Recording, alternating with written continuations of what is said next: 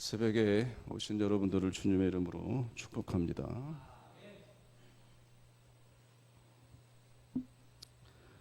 어제는 이 성전 직무 직임에 대한 귀천이 없는 그런 내용을 살펴보았습니다.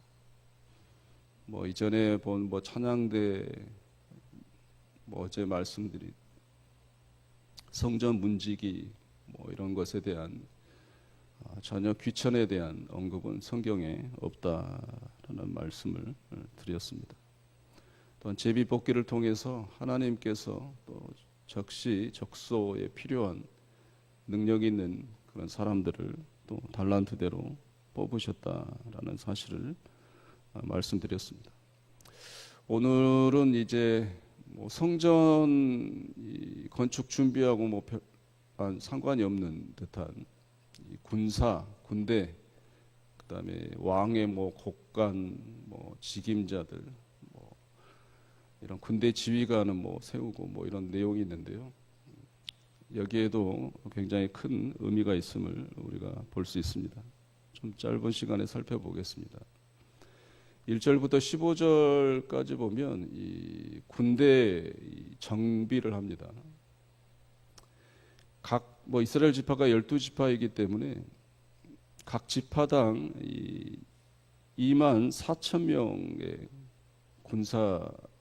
군대에 이제 동원이 되죠.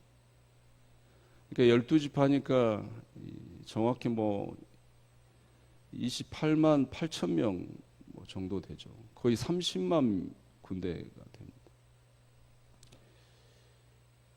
이 군대를 조직하는데요. 특이한 것은 1절 보시면 하반절에 달마다 들어가며 나왔다. 오늘날 우리 군대, 우리나라 군사 이것도 30만이 훨 넘죠. 근데 이제 한꺼번에 우리나라를 조그만 나라도 지키잖아요. 수십만 명이. 근데 오늘 다윗은 12지파의 각 지파당 2만 4천 명의 군사를 징집하는데요. 28만 8천 명을 한꺼번에 나라를 지키게 하지 않습니다. 이 달마다 이 로테이션으로 돌아가는 거예요. 이달은 이 지파가 2만 4천 명의 나라를 지키고, 저 달은 이 둘째 달은 또 다른 지파 2만 4천 명이 또 군대 이스라엘을 지키게 하는 거예요. 그러니까 나머지 12분의 11, 11지파는 그 한 달 동안은 생업에 종사하는 거예요. 그러니까 다시 말씀드리면 전체적으로 이스라엘을 지키는 군대는 단지 2만 4천 명밖에 없는 거예요. 무슨 말이겠습니까? 여태 정복 사업을 하고 전쟁을 하다 보니 이 전쟁의 승리와 이 나라를 지키는 것은 나의 어떤 지략이나 나이들의 어떤 참모의 이 모사들, 이 모략가, 지략가들의 이 지혜에 있는 게 아니라 하나님께 있구나. 전쟁의 승패, 이 좌우는 어떤 군사력에 있지 않구나라는 것을 다윗이 깨달은 거예요. 이 영토 확장을 거의 다 해가는 지금 다윗 왕의 말년이란 말이에요. 어떤 또 나라가 이 연합해서 쳐들어올지 모르는 자연스러운 이 상황에 다윗은 이 군사력도 대단했을 텐데 이 이스라엘을 지키는 이 나라에 대해서는 이렇게 운영을 했습니다. 철저한 하나님에 대한 신뢰죠. 그리고 또 부러운 것은요, 2절 보면 이 각 지파의 이 총지휘관을 둡니다. 그리고 그 아래 천부장, 백부장, 십부장, 장들을 세우잖아요. 여러분이 아신 대로 이 천부장, 백부장, 십부장은 말 그대로 앞에 있는 표현은 숫자예요. 그러니까 천부장은 1000명의 대장이란 말이고, 신약 성경에도 백부장이 나오잖아요. 백부장은 100명 군사의 이 장을 말하는 거예요. 10부장은 10명의 이 군사의 장을 말하는 겁니다. 아무튼 이런 군사의 지휘관의 이 조직적인 이 체계를 통해서 군대를 운용하는데 2절 보면 야소부암이라고 하는 사람이 나옵니다. 야소부암의 첫 번째 용사죠. 다윗 왕의 이 목숨 걸고 다윗 왕을 보좌했던 그런 충복 중에 한 사람입니다. 이 블레셋으로 도망가서 이 시글락에 숨어 살았을 때 이 다윗 왕에게 충성을 맹세하고 목숨을 걸겠다 하고 이 도망다니는 이 다윗에게 직접 찾아와서 이 맹세한 이 사람이 오늘 본문의 이 야소부암이라는 사람. 다윗의 왕이 다윗 왕이 성군 다윗 왕이 될 수 있었던 것은 인간적으로 따지고 보자면 그 곁에 이렇게 목숨 걸고 충복자들이 참 많았고 목숨을 걸었던 이 많은 사람들이 다윗을 도왔습니다. 그래서 이 다윗은 이 성군이 될 수 있었어요. 사실 이런 사람들을 붙여준 게 그들의 어떤 맹세와 결단일 수 있겠지만 커다랗게 보면 하나님께서 다윗에게 이런 사람들을 붙여주신 거예요. 도망자의 신세임에도 불구하고 뭐 볼 게 있겠습니까?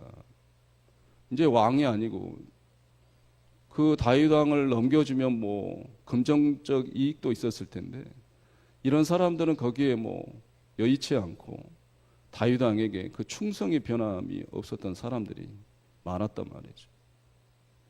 하나님께서 그런 사람들을 붙여줬기 때문에 다윗 왕이 있었던 것처럼 오늘날 우리 또한 우리가 오늘날 여기까지 살아온 이유도 하나님께서 여러분들에게 사람을 또 붙여주셨고 그러나 하나님의 은혜 때문에 우리가 이 자리에 있는 줄로 믿습니다.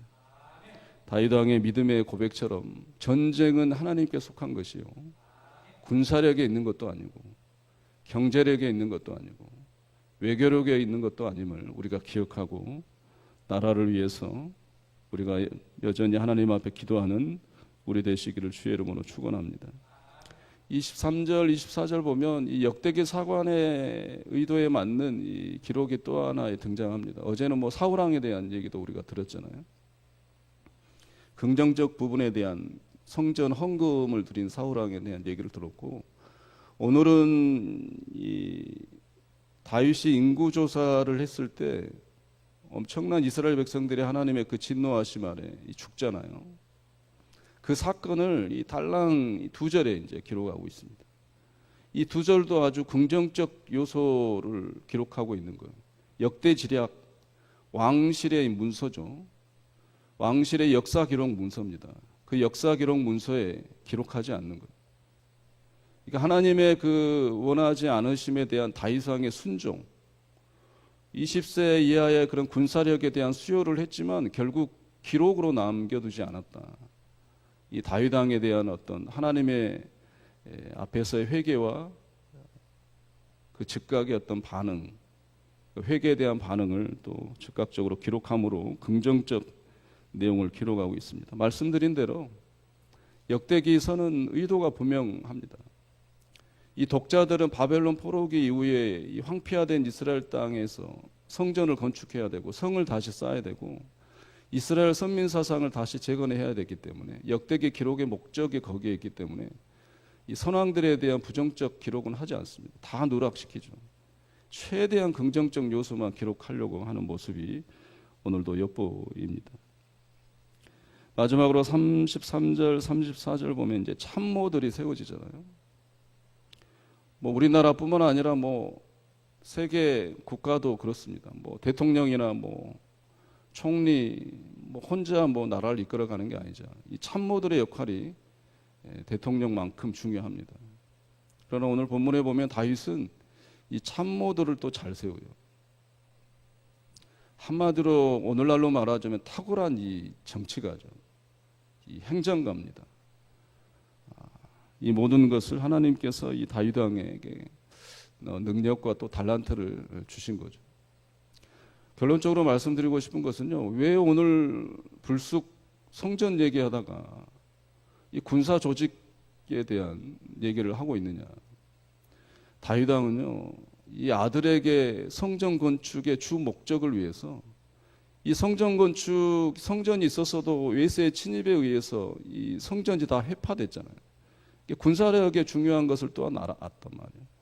성전을 건축하려면 나라가 안정되어야 되겠다. 성전을 건축하려면 어느 정도의 이 나라의 어떤 탄탄한 이 군사력, 기본적인 군사력은 있어야 되겠다. 나라의 안전성이 우선이 되어야 되겠다라는 것을 뼈저리게 느낀 거예요.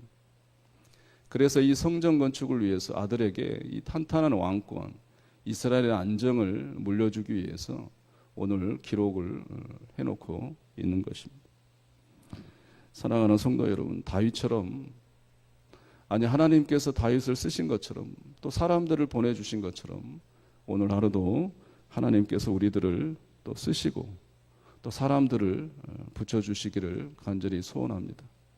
여러분들의 어쩌면 부족한 거, 또 어쩌면 여러분들의 믿음의 외침에 대한 그것을 돕기 위한 믿음의 사람들이 오늘 하루도 여러분들에게 많이 또 모여져서 나의 어떠한 어깨가 들썩거리는 것보다는 하나님 앞에 모든 영광을 드리는 말 그대로 하나님의 군사, 하나님이 원하시고 하나님께서 들어 쓰시는 결국 하나님께 영광을 돌려드리는 주의 군사들이 우리가 되시기를 주의 이름으로 축원합니다.